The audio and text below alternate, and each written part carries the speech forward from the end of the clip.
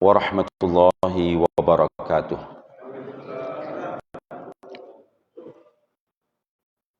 Alhamdulillahi rabbil alamin. Wa bihi nasta'inu ala umuri dunya waddin. Assalatu wassalamu ala asyrafil mursalin sayyidina wa habibina Muhammadin wa ala alihi wa sahbihi wa man tabi'ahum bi ihsanin ila yaumiddin, amma ba'd. Qala Allah ta'ala fi kitabihil karim, a'udzu billahi minasy syaithanir rajim. Qalu subhanaka la ilma lana illa ma 'allamtana innaka antal alimul hakim. Allahumma inna nas'aluka ilman nafi'a wa rizqan thayyiban wa amalan mutaqabbala. Wa qala aydan ya ayyuhalladzina amanu ittaqullaha wa qulu qawlan sadida yuslih lakum a'malakum wa yaghfir lakum dhunubakum wa man yuti'illaha wa rasulahu faqad faza fawzan 'azima. Ma'asyiral muslimin, hadirin Bapak Ibu, saudara-saudara rahimakumullah. Alhamdulillah atas limpahan karunia nikmat yang Allah Ta'ala berikan kepada kita semua. Wabil khusus nikmat hidayah iman, Allah lengkapi pula dengan karunia sehat umur panjang. Pagi ini kita bisa berkumpul bersama di Masjid Al-Asr ini untuk menunaikan kewajiban kita kepada Allah berupa salat subuh sebagai bukti kita sebagai hamba Allah. Dan dapat kita lanjutkan dengan kegiatan kajian Ahad pagi tanpa ada halangan suatu apapun, semua sebagai pertanda nikmat yang Allah Ta'ala berikan kepada kita. Oleh sebab itu sepatutnya lah apa yang kita kerjakan, amal-amal soleh yang kita lakukan, kita niatkan sebagai ungkapan syukur, sehingga dapat lahir menjadi niat yang ikhlas karena Allah Subhanahu wa Ta'ala. Salat dan salam semoga senantiasa terlimpah curahkan pada junjungan kita baginda agung Nabi Muhammad sallallahu alaihi wasallam. Semoga terlimpah pula kepada keluarga beliau, sahabat beliau, dan juga kepada kita semua seluruh umat beliau ila yaumil qiyamah. Bapak Ibu rahimakumullah, hadirin yang berbahagia, mari kita awali dan buka bersama kajian di pagi hari ini dengan bersama-sama membaca basmalah. Bismillahirrahmanirrahim. Ma'asyiral muslimin rahimakumullah. Sebagaimana amanat yang saya terima untuk bersama-sama mengaji dengan panjenengan semua dengan tema kajian tafsir, maka pagi ini yang akan kita kaji adalah tafsir surat Al-Asr. Sebagaimana nama masjid ini Al-Asr, maka kajian tafsir pagi ini adalah tafsir surat Al-Asr. Ma'asyiral muslimin jamaah rahimakumullah. Surat Al-Asr sebagaimana yang kita tahu dan yakin panjenengan juga sudah hafal semuanya. Rono pendek hanya 3 ayat. Jadi termasuk kategori surat Makkiyah yang diterima oleh Nabi sebelum Nabi hijrah ke Madinah. Dalam tafsir At-Tahrir wa Tanwir bahkan disebut sebagai urutan secara kronologikal historis, urutan turun. Ini turun yang ke-13 setelah surat Alam Nashrah. Di dalam surat Al-Asr ini ada beberapa keistimewaan. Misal komentar daripada Imam Asy-Syafi'i rahimahullahu ta'ala, beliau menjelaskan bahwasanya lau tadabbaran nasu hadhihi surata lawasi'atuhum. Seandainya manusia merenungi, mentadaburi kandungan surat Al-Asr ini, wal asr, cukuplah surat Al-Asr ini menjadi panduan hidup bagi manusia. Bahkan ekstrimnya Imam Asy-Syafi'i rahimahullahu ta'ala sebagaimana dikutip dalam tafsir At-Tahrir wa Tanwir, beliau menyatakan seandainya dari Al-Quran yang diturunkan hanya surat Al-Asr saja, ini sudah cukup. Ini karena Imam Asy-Syafi'i rahimahullahu ta'ala memandang bahwasanya kandungan makna pelajaran di dalam surat Al-Asr ini luar biasa dalamnya. Karena sebagaimana kita tahu sedikit makna dari Al-Asr ini, ada pernyataan dari Allah, manusia itu sungguh dalam keadaan rugi, kecuali beriman, beramal solih, saling berwasiat dalam hal kebenaran dan saling berwasiat dalam hal kesabaran. Ya urip itu, hidup itu ya intinya iman, amal solih, karo kandan-kandan, ilik-ilik kepada yang lain. Karena merasa meskipun 3 ayat ini namun kandungannya luar biasa, komentar Imam Syafi'i demikian luar biasa di dalam memuji fadilah surat Al-Asr. Demikian pula barangkali sering kita dulu bahkan sampai sekarang ketika selesai melakukan kajian, pelajaran di bangku sekolah, di madrasah, itu biasanya penutup pertemuan diakhiri dengan surat Al-Asr, wal asri innal insana. Nah, ternyata amalan semacam itu pun ada landasannya. Imam At-Tabrani dalam Mu'jam Al-Awsat, demikian pula Imam Al-Baihaqi dalam kitab Syu'abul Iman menjelaskan adanya hadis dengan sanad yang hasan dari jalur Abi Madinah Al-Madini Ad-Darimi, salah seorang sahabat Nabi, menceritakan, kana rajulani min ashabi Rasulillah sallallahu alaihi wasallam idzal taqaya lam yaftariqa hatta yaqra'a ahaduhuma 'alal akhari wal 'asr.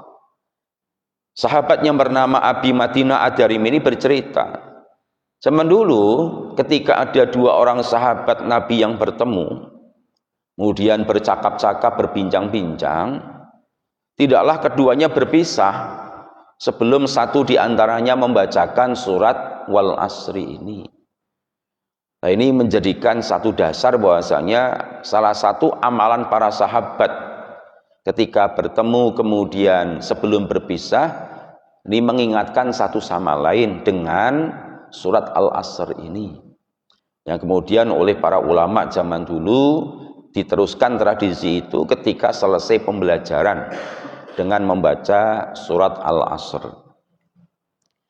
Baik hadirin ma'asyiral muslimin jamaah rahimakumullah, itu sekelumit tentang identitas surat Al-Asr.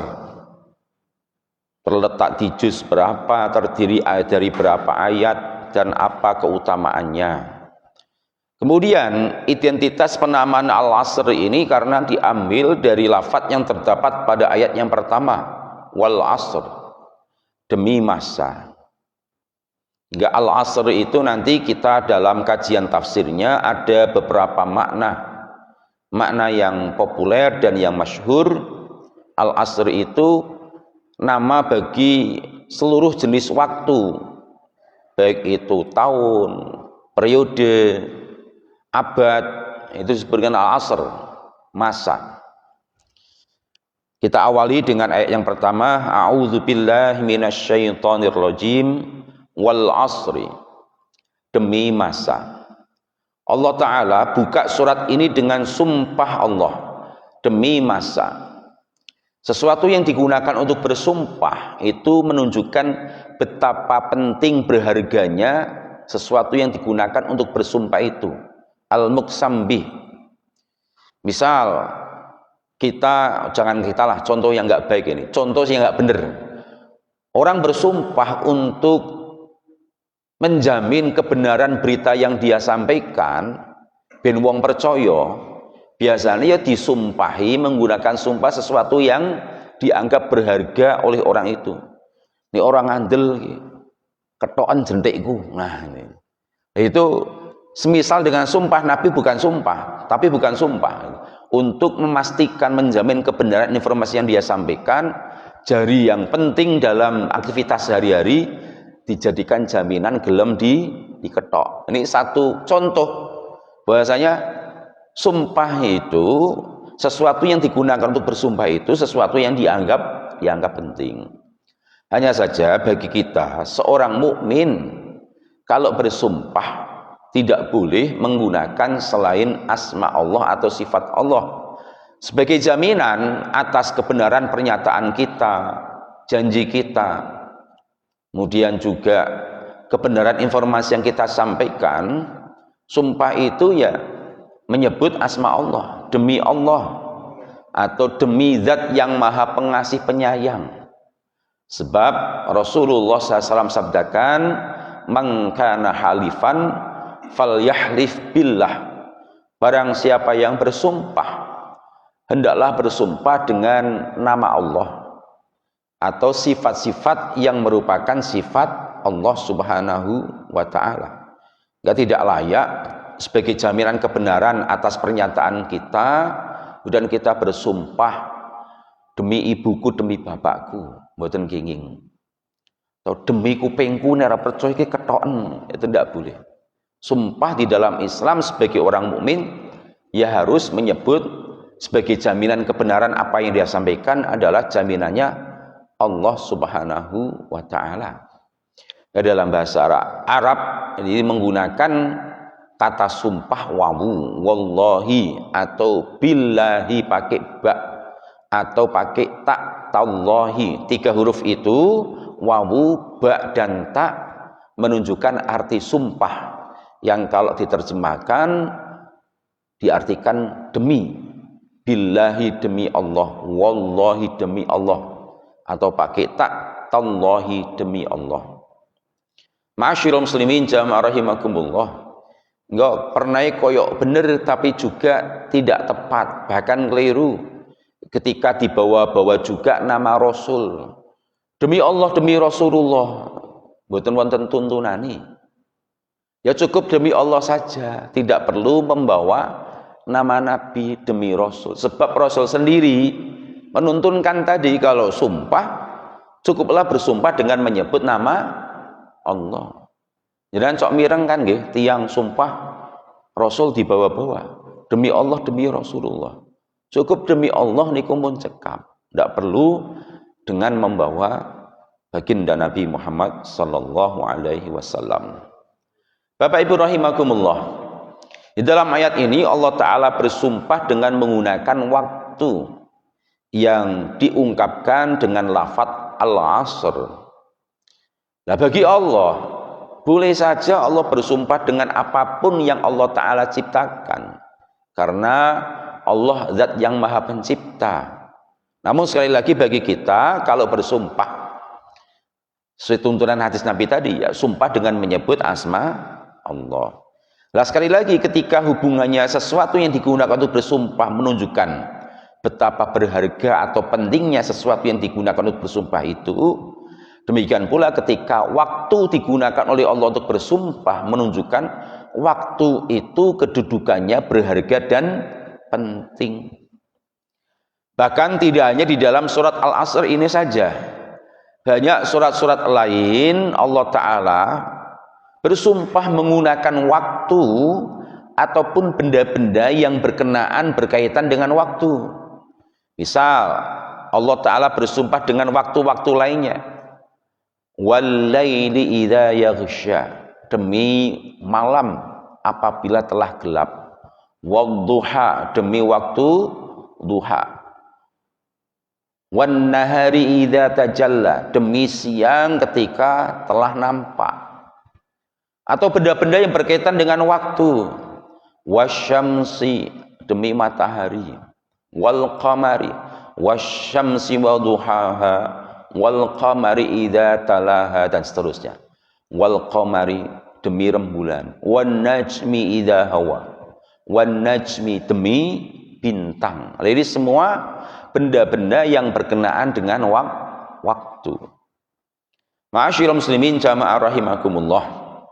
Oleh karena itu ayat ini mengingatkan pula secara tidak langsung ketika Allah bersumpah demi waktu, wal asr, menunjukkan bahwasanya waktu itu penting dalam kehidupan manusia. Oleh karena itu berkenaan tentang pentingnya waktu, misal Rasulullah SAW sabdakan bahwasanya ada 2 macam kenikmatan orang merugi di dalam memanfaatkan nikmat itu. Satu di antaranya adalah waktu, yang kedua adalah sehat. Nabi SAW sabdakan, ni'matani maghbunun, dua macam nikmat yang mana rugi katsirun minan nasi fihima, kebanyakan orang di dalam menggunakan dua kenikmatan itu. Satu, as-sihhatu, nikmat kesehatan. Wal farahu, yang kedua adalah nikmat waktu luang, waktu senggang. Kenapa Nabi sebut kebanyakan orang itu merugi? Satu, ketika sehat kebanyakan orang itu tidak sadar kalau di saat sehat itu berharga, sehingga krono orangnya dari nek sehat itu kenikmatan yang berharga tidak dimanfaatkan dengan sebaik-baiknya. Wayah sehat ora gelem ibadah, sholat ditinggal, sholat sunnah begini sing wis sholat fardu ora dilakoni. Baru ketika jatuh sakit tembe kilingan, ya Allah jebul wayah sehat biyen kuwi luar biasa nikmate. Loro encok bi mertombo merono mrene angel nganti entek akeh kuwi boyok ora bisa ditekuk rukuk sempurna. Dengkul loro rematik wayah sehat biyen nggo gawe nglakoni amal kebaikan abot alot. Barang kena rematik mlaku kangelan kudu prembetan nembe nyadari, ya Allah kak aku mbiyen ora tak nggulung ring masjid, lakoni ibadah sholat berjamaah, nekani pengajian dan seterusnya. Baru teringat ketika sehat itu sudah hilang, jatuh sakit. Demikian pula waktu luang, biyen wayah nom, tidak menyadari kalau usia muda begitu berharga, akal masih cemerlang, ingatan masih tajam. Nopo biyen kok aku wayah nom ora sinau, barang tuwa pak sinau paham kangelan apa meneh ngapal ge wis krotal gratul ngapal ke Al-Qur'an saayat be angel dadine ayat-ayatan males. Lah itu menunjukkan betapa pentingnya waktu, ketika lewat baru kita tersadar. Hadirin ma'asyiral muslimin jamaah rahimakumullah. Begitu pula ketika waktu itu penting, Rasulullah pun informasikan kelak di hari kiamat ketika kita dikumpulkan di padang mahsyar berdiri menuju antrian untuk dihisab, Rasulullah sabdakan, la tazulu qadama abdin yaumal qiyamah, tidaklah akan bergeser kedua telapak kaki anak manusia pada hari kiamat kelak, yakni di padang mahsyar, hatta yus'ala an arba'in, sampai ia akan dimintai pertanggungjawaban dulu tentang 4 hal.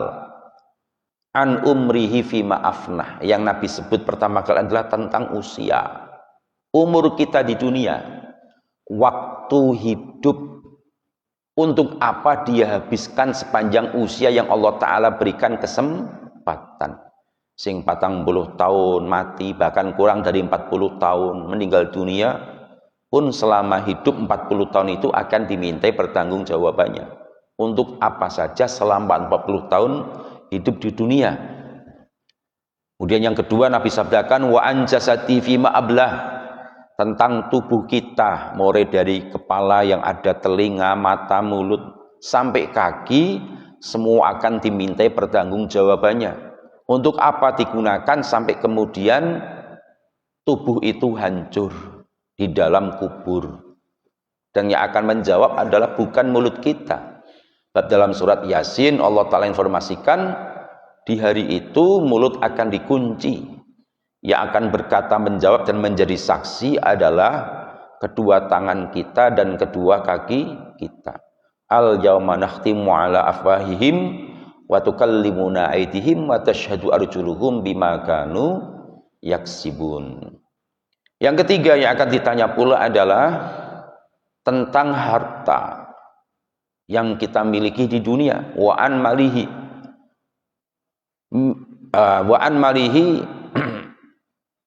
min ainak tasabahu wa fima anfaqahu. Pertanyaan malah lebih banyak, piye cara olehe nyambut gawe ini halal apa ora. Tidak cukup berhenti di situ, ditanya pula penggunaannya. Wa fima anfaqahu, digunakan untuk apa, dibelanjakan untuk apa. Dan yang keempat Allah tanyakan pula, ini sing medeni, bagi orang yang berilmu, wa an ilmihi, tentang ilmunya, madza amila fih, apa yang telah diamalkan dari ilmunya. Ngerti salat ki wajib dilakoni apa ora? Ngerti zakat ki wajib kanggone wong sing mampu, wong ki mampu. Zakate ditokake apa ora? Ketika ilmu yang diketahui namun tidak diamalkan, justru akan menjadi malapetaka bencana di akhirat nanti karena akan melehke kepada orang tersebut. Nah, ini diantara 4 hal yang akan bertanggung jawab kelak di hari akhir adalah usia. Nah, usia itu berkaitan dengan waktu. Ma'asyiral muslimin, jamaah rahimakumullah. Al-asr yang sering diterjemahkan dengan makna waktu, masa, dalam ungkapan bahasa Arab sebenarnya memiliki beberapa makna, bukan bermakna tunggal. Al-asr memang memiliki makna waktu secara umum, semua waktu disebut dengan asr. Namun al-asr ini kalau penyebutan atau pemanaan asr itu adalah waktu secara umum, ini pendapatnya Imam sahabat Ibnu Abbas radhiyallahu ta'ala anhuma. Beliau menyatakan al-asr ai huwa ad-dahru. Yang disebut asr adalah ya masa, semua waktu disebut dengan al-asr. Namun ada juga sebagaimana kita kenal istilah sholat asar yang dikerjakan di waktu sore. Dalam bahasa Arab, asr itu juga memiliki makna waktu sore. Al-asr huwa al-asyiyu, yaitu waktu sore. Sa'atun min sa'atin nahar, bagian waktu di antara waktu siang, yaitu penghujung siang sebelum matahari tenggelam. Sebagaimana kita tahu Bapak Ibu rahimakumullah, waktu asar untuk ketentuan sholat itu ketika secara tradisional bayang-bayang satu benda yang tegak lurus, ini bayangnya sama panjang dengan benda aslinya. Punjul wasiti, sebagaimana waktu zuhur lebih sedikit ketika matahari tepat di atas kepala, sedikit menjorok ke arah barat. Demikian pula waktu asar itu dimulai ketika bayang-bayang benda yang tegak, berdiri tegak lurus, sama panjang dengan ukuran aslinya, punjulo sitik, itu melebu awal waktu asar.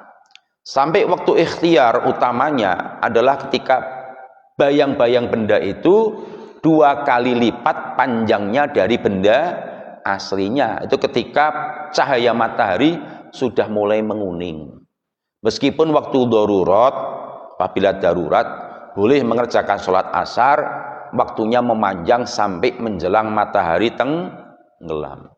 Tapi waktu utamanya ya terakhir itu sampai ketika bayang-bayang benda 2 kali lipat panjangnya daripada benda aslinya.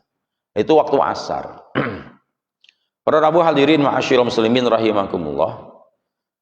Demikian pula penamaan asar yang merupakan waktu penghujung siang ini memiliki hubungan pula dengan makna asoro ya'siru yang artinya meres. Enggak bahasa Arab jus, karena jus itu buah yang diperes. Bahasa Arabnya jus itu asir, ain sod ono ya dan diakhiri ro, asir itu peresan buah alias jus. Nopo kok peresan buah disebut dengan asir yang akar kata terdiri dari tiga huruf sama seperti asar. Ada peresan itu wis tinggal sing nempel nek koyo klambi diperes, sing tinggal nempel ning klambi itu sisa-sisa airnya. Demikian pula waktu ketika sudah diperes berarti banyak waktu yang sudah lewat, tinggal di penghujungnya. Demikian pula umat Islam. Dalam satu hadis diceritakan oleh baginda Nabi, munculnya umat Islam, yakni umat baginda Nabi Muhammad SAW dibanding umat-umat para nabi sebelumnya, nih, ibarat kita itu lahir di waktu asar. Perjalanan waktu siang sudah berawal dimulai dari waktu fajar, subuh. Matahari terbit itu mulai masuk waktu siang. Waktu asar itu menjelang matahari tenggelam. Artinya apa? Keberadaan kita sebagai umat baginda Nabi Muhammad sallallahu alaihi wasallam ibarat perjalanan dunia, itu sudah berada di ujung waktu dunia. Sing menangi dina kiamat. Kaya wong dagangan waktu asar iki wis wayahe kugut, dunyane ya apakku kugut. Nah, itu penamaan waktu asar yang digunakan untuk menyebut waktu penghujung siang. Para hadirin ma'asyiral muslimin rahimakumullah. Kemudian ayat yang kedua, ini isi sumpah Allah. Ayat yang pertama kan Allah Ta'ala bersumpah. Lalu apa isi perkara informasi yang disumpahi oleh Allah Ta'ala? Jadi ayat yang kedua, innal insana lafi khusr. Sungguh manusia itu benar-benar berada di dalam kerugian. Sudah diawali dengan sumpah wal asr, pernyataan isi sumpah Allah ditambahi dengan dua penegasan, inna sesungguhnya, lafi benar-benar berada, sungguh dan benar-benar. Wis ono sumpah ditambahi dengan sungguh dan benar-benar. Artinya betapa informasi ini hendak disampaikan oleh Allah dengan jaminan kebenaran yang pasti, bahwasanya manusia itu berada dalam keadaan yang rugi demi waktu. Sungguh benar-benar. Betapa luar biasa penegasan informasi oleh Allah, bahwasanya manusia itu berada dalam kondisi yang merugi. Ma'asyiral muslimin jamaah rahimakumullah. Al-insan dalam ayat itu insanun menungso. Nek kelebonan al, ini dalam bahasa Arab ilmu nahwu disebut dengan alnya al-ta'arif.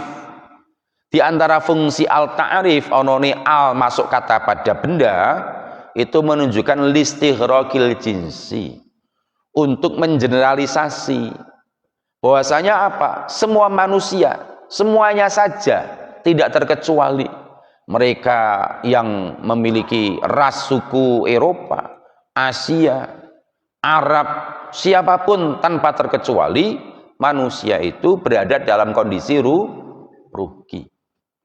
Jadi manusia dengan menggunakan kata imbuhan di awal al menunjukkan seluruh jenis manusia. Lafi khusr, niscaya dalam keadaan rugi. Rugi ini khusr dalam bahasa Arab ibarat orang berdagang ora ono batini, rugi. Sebab dalam bahasa Arab khusr itu lawan kata dari ribah. Ribah itu untung. Nek dagangan ora untung berarti rugi, khusr. Mending nek bu impas, lah ini rugi, khusr. Kalau di dalam surah Al-Balad ayat yang keempat, Allah Ta'ala firmankan, laqad khalaqnal insana fi kabad. Sungguh benar-benar kami Allah ciptakan manusia itu dalam kepayahan. Nek kepayahan ini tidak ada pengecualiannya, kabeh wong payah. Tapi kalau dalam ayat Al-Asr ayat yang kedua ini rugi, Allah kecualikan ada yang tidak rugi, beruntung, yaitu illal ladzina amanu wa amilus sholihat. Tapi kalau payah, kabeh wong payah, termasuk wong beriman beramal sholih ki payah. Laqad khalaqnal insana fi kabad. Itu karakteristik penciptaan manusia Allah firmankan dalam surah Al-Balad ayat yang keempat tadi. Bukti nek payah awet jeblok lahir ngower nangis. Jadi pertanda bahwasanya bayi ketika lahir mengalami kesusahan, keluar dari lubang yang sempit untuk memasuki kehidupan dunia yang luas. Demikian pula berproses ketika beranjak mulai latihan untuk bisa berdiri, berjalan, merangkak, perembetan, tiba tangi, nangis. Kemudian ketika pingin mangan enak, semula hanya sego gudang diuletke karo ibune, pingin mangan sing luwih enak, metu untune, kuwi manas-manasi, keluar meriang dhisik. Begitu seterusnya ketika dewasa, pengen apa ora jugu-jugu ana, kudu rekoso nyambut gawe. Sampai ketika menjelang ajal akhir, sakaratul maut itu pun sakit. Di menungso urip ning donya semua saja, tidak ada pengecualian. Kabeh ngranapi urip rekoso. Laqad khalaqnal insana fi kabad. Para nabu hadirin ma'asyiral muslimin rahimakumullah. Enggak dengan kesusah payahan itu janjane menungso yo rugi. Maka Allah Ta'ala firmankan lafi khusr. Sungguh manusia itu benar-benar dalam kerugian. Oh nyatane apa bae rekoso. Nandang rekoso dhisik. Sehingga makna rugi di situ bisa yang dimaksud adalah rugi mengalami penderitaan terlebih dahulu. Untuk apa-apa harus menderita. Belum lagi dimaknai bukan hanya penderitaan di dunia. Nek wonge ora beriman, ya rugi kelak pula juga di akhirat mendapatkan azab siksaan dari Allah Subhanahu wa taala. Sehingga rugi di sini menurut Imam Ibnu Qayyim Al-Jauziyah, rugi ini itu bertingkat-tingkat, macem-macem. Ono sing rugi dunya, rugi akhirate. Ini orang yang paling merugi. Di dalam surah Al-Kahfi Allah Ta'ala firmankan, Qul hal nunabbi'ukum bil akhsarina a'mala alladzina dhalla sa'yuhum fil hayatid dunya wa hum yahsabuna annahum yuhsinuna sun'a. Ini kategori orang yang paling merugi. Allah sendiri yang Allah firmankan, Qul hal nunabbi'ukum. Maukah, katakan wahai Nabi, maukah aku beritahukan kepada kalian bil akhsarina, tentang orang-orang yang paling merugi amalannya. Wis rekoso nyambut gawe, rekoso menurut anggapane amal solih, ning rugi. Siapakah mereka? Alladzina dhalla sa'yuhum fil hayatid dunya. Itu orang yang amalannya hanya mubeng-mubeng, manfaati didapat hanya manfaat duniawi. Wahum yahsabuna annahum yusinuna sun'a. Sementara di sisi lain orang itu mengira dirinya sudah berihsan, beramal solih, yakni mereka alladzina dhalla sa'im fil hayatid dunya wa hum yahsabuna annahum yusinuna sun'a. Jadi orang-orang yang tidak beriman, orang-orang yang kufur terhadap tanda-tanda kekuasaan Allah Ta'ala. Alladzina kafaru bi ayati rabbihim. Kemudian Allah Ta'ala balas, fala nuqimu lahum yaumal qiyamati wazna. Besok ning dina kiamat ora bakal ditimbang amal perbuatane. Ini kondisi orang yang paling merugi di antara orang-orang lainnya adalah orang yang persepsi anggapan rumangsane wis rekoso nindakake amal solih. Ning ternyata amalannya itu hanya didapat manfaatnya di dunia mergo orang duweni iman. Bab dalam pemahaman teologi Islam, akidah kita, wong sing ditampa amalane dening Allah kuwi sing wong ikhlas. Wong bisa ikhlas nek duweni iman. Bab ikhlas itu ikhlas karena Allah. Nek orang duweni iman percaya marang Gusti Allah, piye ikhlas karena Allah? Wong kenal karo Allah, iman karo Allah tidak. Maka orang yang tidak beriman kepada Allah, ya amalannya tidak akan sampai kepada Allah. Umpamane ono manfaatnya hanya sebatas duniawi. Misal sedekah. Orang yang tidak beriman kepada Allah, ngrumangsani sudah beramal solih. Namun ketika dia bersedekah tidak didasari oleh iman, ya hanya sebatas manfaat duniawi. Diapii karo tonggo kiwa tengen. Kalau dia orang yang donasinya sampai dikenal internasional karo negara, koyok dermawan-dermawan miliarder internasional seperti Bill Gates dan sebagainya, ya hanya sebatas manfaat duniawi, hubungan baik dengan penguasa negara di mana dia berdonasi, beramal solih. Ning akhirate ora oleh pahala. Maka kategori yang semacam ini orang yang merugi. Rugi dunyane, rugi akhirate. Ma'asyiral muslimin jamaah rahimakumullah. Lah agar tidak merugi, ini Allah Ta'ala firmankan, pengecualian mereka yang tidak akan merugi adalah illal ladzina amanu, kecuali yang pertama mereka orang-orang yang beriman. Ma'asyiral muslimin rahimakumullah. Kenapa iman Allah Ta'ala firmankan sebagai syarat agar orang itu keluar dari kerugian? Sebab dengan dasar iman, keimanan kepada Allah, iman kepada adanya hari kiamat di akhir, dan iman kepada semua rukun iman, menjadikan apa yang kita kerjakan menjadi amal solih di sisi Allah Subhanahu wa Ta'ala. Contoh rekosone wong sing nandang loro. Ketika orang itu sakit, tidak beriman, ya rugi. Keloro-loro temenan, yang dia rasakan hanya kesakitan fisik karena tidak memiliki iman. Tetapi kalau orang itu beriman, dia diuji dengan penderitaan musibah berupa sakit. Dengan dasar iman lantas dia kemudian bersabar. Iki takdir Gusti Allah. Ya kudu diikhtiari ben mari ikhtiari mertombo yo dadi ganjaran amal solih. Sabari dia ketika menghadapi sakit juga menjadi pahala di sisi Allah Ta'ala, sehingga yang awalnya merugi krana nandang loro, ngrasakake penderitaan sakit, berubah kerugian itu hilang digantikan dengan keuntungan berupa pahala dari Allah Subhanahu wa Ta'ala.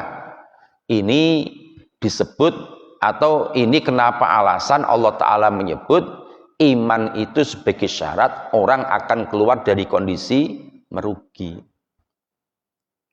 Contoh sing dudu berupa penderitaan sakit, penderitaan opo-opo kepingin opo kudu nyambut gawe, pingin bangun omah kudu rekoso nyambut gawe dhisik umpul-umpul, duwe kepinginan pak tuku opo ya kudu rekoso ikhtiar nyambut gawe. Bagi orang yang tidak beriman, yo nyambut gawe ya rekoso-rekoso. Umpamane oleh manfaat hanya manfaat duniawi. Kuwi yo sik bae tetep rekoso. Ananging bagi orang yang beriman, rekosone nyambut gawe karena dia beriman, dia niati bekerja dengan cara yang halal. Diniati yo luru rezeki Gusti Allah karena sadar iman segala sesuatu itu ada kodok kodarnya, Allah yang maha mengatur. Gak dia nyambut gawe ikhtiar plus tawakal marang takdiri Allah Ta'ala. Nyambut gawe ini corone sing halal. Maka pekerjaan dia susah payah bekerja juga mendapatkan balasan pahala dari Allah Subhanahu wa Ta'ala. Ini sekali lagi iman yang akan mengeluarkan kita dari kondisi merugi. Para rabu hadirin ma'asyiral muslimin jamaah rahimakumullah. Kemudian yang kedua, wa amilus shalihat. Selain beriman, juga orang itu mau mengerjakan amal solih. Para rabu hadirin ma'asyiral muslimin jamaah rahimakumullah. Amal solih, solih itu sing patut, sing pas, soluha yasluhu baik, layak. Kategori patut layak baik di sini adalah as-salih, yang baik, perbuatan yang baik menurut syariat. Sebab ukuran baik ada dari sudut pandang kacamata umumi wong. Jadi kalau membahas masalah ukuran baik buruk, ono kacamata akhlak, ono kacamata moral, ono kacamata etika. Lah amal sholih di sini adalah amal baik menurut tataran akhlak, baik menurut ajaran syariat. Satu contoh Bapak Ibu, kadang oleh syariat dikatakan baik, namun oleh ukuran moral dikatakan tidak baik. Mestinya menurut moral baik, menurut syariat ya baik. Kenapa? Sebab jari syariat apik, jari moral ora apik. Bab moral itu baik buruk menurut pandangan manusia, itu moral. Satu contoh cara berpakaian. Kandhane syariat, pakaian sing apik iki ya pakaian yang menutup aurat. Menutup aurat. Tapi menurut moral itu baik kalau menurut pandangan orang. Ibu-ibu nekani resepsi mantenan nganggo rukuh. Iloo pas napa mboten? Mboten pas. Meskipun secara syariat bener nutup aurat nganggo rukuh kok. Sing ketok ming wajah karo telapak tangan. Sesuai syariat, akhlaknya terpenuhi. Tapi secara moral yo ora pas. Miturut adate menungso nek nekani resepsinan yo nganggo klambi sing pantes, penganggo sing layak. Contoh lain, orang Papua cara berpakaian yo nganggone koteka, hanya tertutup organ vitalnya saja.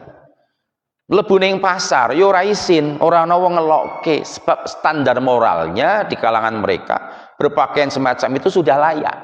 Layak menurut moral yang berlaku di kalangan mereka. Namun kalau menurut syariat ya ora pas, sebab tidak menutup aurat. Beda lagi nanti dengan etika. Etika itu menurut sudah menggunakan ilmu. Tergantung sudut pandang ilmu apa. Kalau ilmu kesehatan ya etika kesehatan. Yo nek wayah atis nutup aurat yo bener, tapi yo aja tipis-tipis. Ndak masuk angin. Yo bener nganggo rukuh, tapi ning nggon puncak gunung, ning nggon kutub kok nganggone rukuh. Yo bener sesuai dengan akhlak. Auratnya tertutup, tapi secara etika kesehatan tidak pas. Yo nganggo jaket sing kandel. Ini antara moral, etika dan juga akhlak. Para hadirin ma'asyiral muslimin rahimakumullah. Contoh lain yang kadang bertabrakan antara akhlak dan moral, amal solih menurut akhlak dan yang baik menurut moral. Ini di daerah-daerah tertentu kadang Pak Waya Agustusan ono urunan, atau menjelang hari raya ngono cara belal dijali urunan.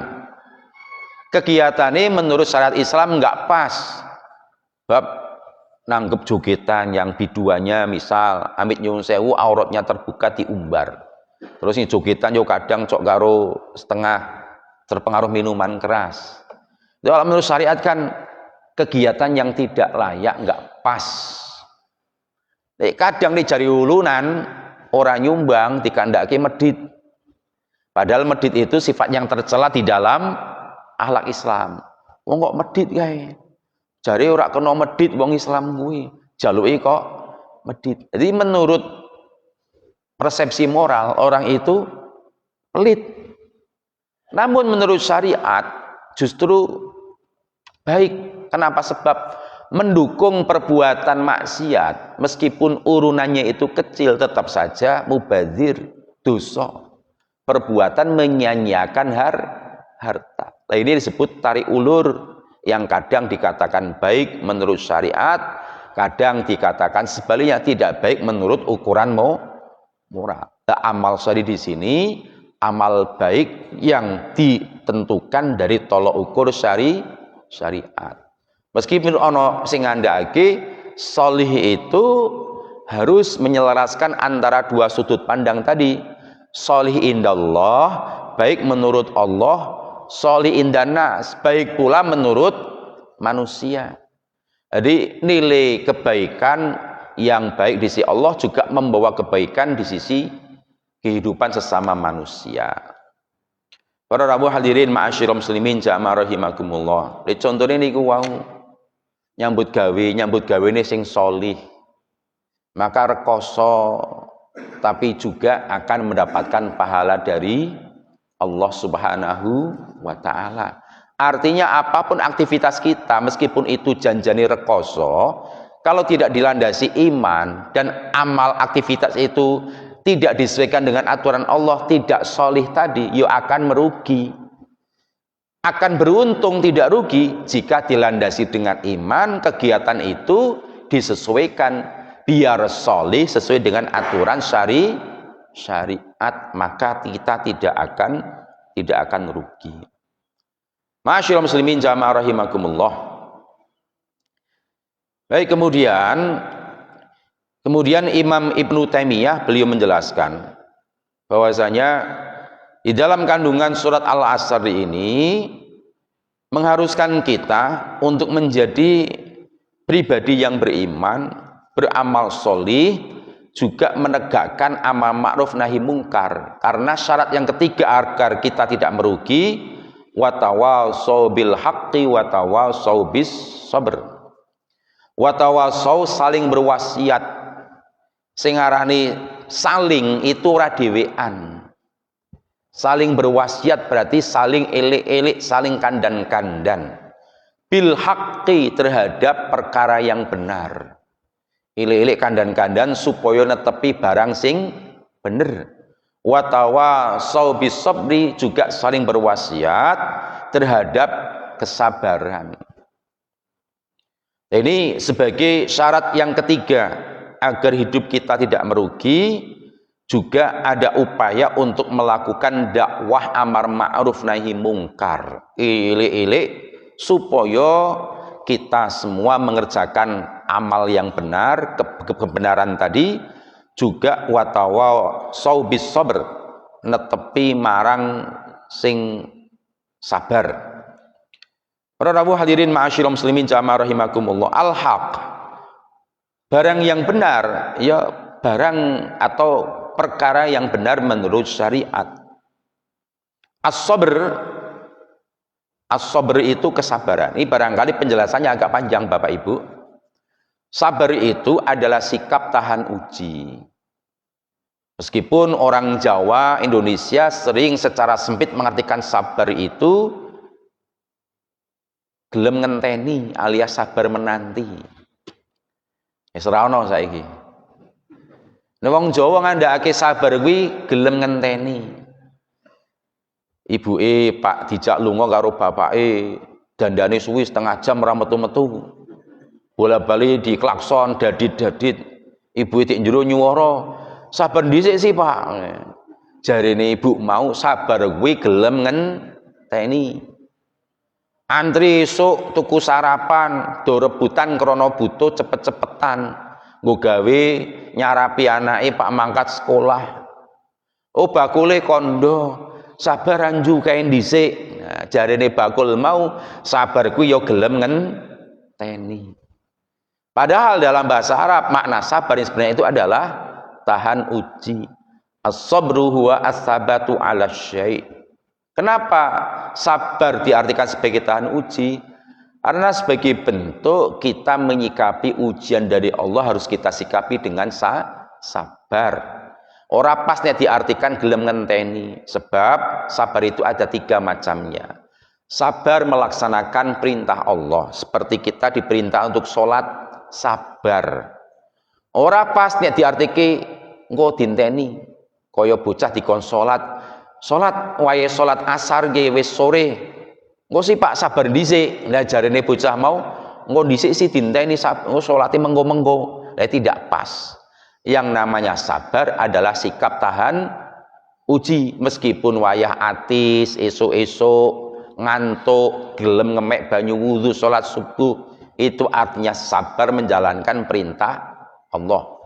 Macam sabar yang kedua adalah sabar menjauhi perintah-perintah, menjauhi larangan-larangan Allah atau perbuatan maksiat. As-sabru 'anil maksiyah, dilarang untuk mencuri, dilarang untuk berbohong. Oh nyambut gawe dodolan cepet batine akeh nek gelem ngapusi sithik. Barang elek campur karo apik didol rego sing kualitas baik, batine akeh. Sabar ora Pak kaya ngono, meskipun batine akeh ora berkah. Ini sabar menjauhi perbuatan maksiat. Nyambut gawe ning kantor ben cepet munggah pangkate karo ngamplopi atasan ben penak nyambut gawe ini ora kena kaya kuwi, barang elek arane suap riswah dosa gedhe. Nabi ndawuhake Sing nyuap, sing nampa suap besok kabeh ning neraka. Tak doyah meskipun aku nyambut gawe ini munggah pangkate angel rada suwi tak lakoni sing penting berkah. Itu sabar ngedoi perbuatan maksiat, tahan uji menjadi perbuatan maksiat. Yang ketiga, sabar di dalam menghadapi musibah, as-sabru indal musibah. Ini penting. Kenapa kemudian Allah Ta'ala firmankan tidak rugi kalau orang beriman beramal soleh, saling berwasiat untuk bersabar, saling berwasiat untuk menjalankan kebenaran. Karena untuk menjalankan kebenaran, menjalankan kesabaran ini butuh kebersamaan. Nek dewean abot, barang bener dewean liyane do kleru yo abot. Contohnya mau ning kantor kabeh nyambut gene ora bener, carane do melenceng, sing bener ming dhewean yo abot. Maka butuh kebersamaan. Sabar demikian pula kalau sendirian berat. Contohnya nglakoni amal ketaatan dhewean abot. Contohnya sederhana gampang, poso sunah nek dhewean abot napa mboten Bapak Ibu? Abot dibanding poso Ramadan. Napa poso Ramadan kok hawane enteng, tekan maghrib ya ora gelasahan. Bab poso Ramadan bareng-bareng. Nek poso sunah sak omah kadang malah cok dhewean. Nyawang isuk-isuk anake sarapan. Oh, awan ana sing ngombe es teh. Dan seterusnya. Pak mangkat pengajian dhewean ya rekoso abot alok, tapi nek ana bolone enteng. Ini contoh kesabaran menjalani ibadah ketaatan akan ringan kalau bersama-sama. Ngedoi perbuatan maksiat padha bae. Nek bareng-bareng akeh kancane ringan ngedoi perbuatan maksiat.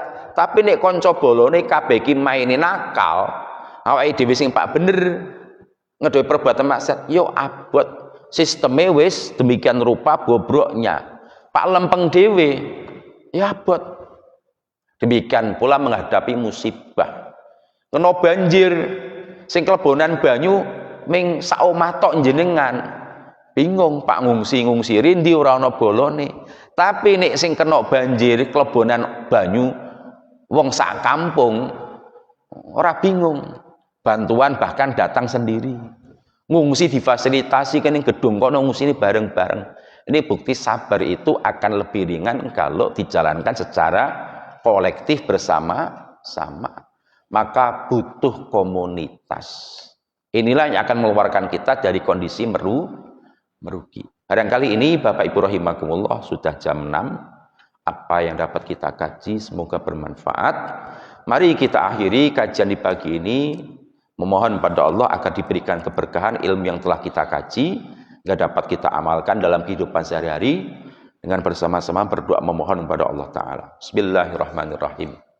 Alhamdulillahirabbil alamin. Allahumma shalli wa sallim wa barik ala sayyidina Muhammadin wa ala alihi washabihi ajmain. Allahumma arinal haqqa haqqan warzuqna ittiba'ah wa arinal batila batila warzuqna ijtinabah.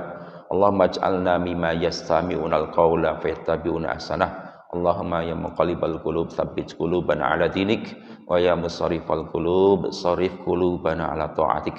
Allahumma ahsin akibatana fil umuri kulliha wa ajirna min khizyi dunya wa adzabil akhirah. Rabbana taqabbal minna innaka antas samiul alim wa tub alaina innaka antat tawwabur rahim. Rabbana ighfir lana wa li walidina wa li jami'il muslimin wal muslimat wal mu'minina wal mu'minat innaka ala kulli syai'in qadir. Rabbana atina fid dunya hasanah wa fil akhirati hasanah wa qina adzabannar. Sallallahu ala nabiyyina Muhammadin wa alihi wa sahbihi wa baraka wa salama ajma'in walhamdulillahi rabbil alamin. Alafu minkum. Mari kita akhiri dengan bacaan kafaratul majlis. Subhanakallahumma rabbana bihamdika asyhadu an la ilaha illa anta astaghfiruka wa atubu ilaik. Assalamualaikum warahmatullahi wabarakatuh.